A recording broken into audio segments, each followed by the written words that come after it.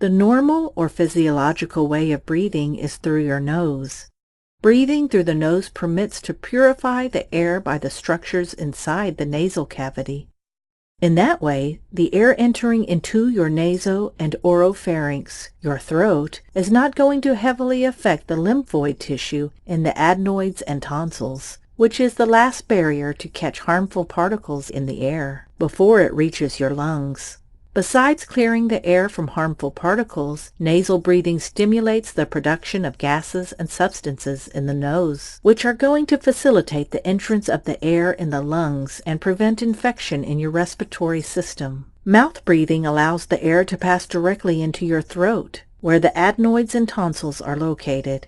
In that way, the air entering into your body through your mouth has not previously been purified, and the lymphoid tissue in the adenoids and tonsils become the first defensive barrier against the harmful particles contained in the air. As a consequence, that lymphoid tissue overgrows, occupying a large volume of your throat. That makes more difficult for the nasal breathing, and you make a habit of breathing through your mouth. In order to breathe through your mouth, your lower jaw has to come down, as well as your tongue has to rest on the floor of your mouth. Breathing through the nose is the correct way, and so the tongue is able to rest on your palate, stimulating a normal growth and development of your upper jaw. Conversely, when you breathe through your mouth, your tongue has to descend and protrude. At the same time, the pressure of your cheeks increases, pushing the upper jaw inwards. So the growth and development of your upper jaw is negatively affected, resulting in a narrow and high palate. The upper dental arch acquires a V shape instead of being a rounded dental arch. Therefore, your teeth do not have space to properly align.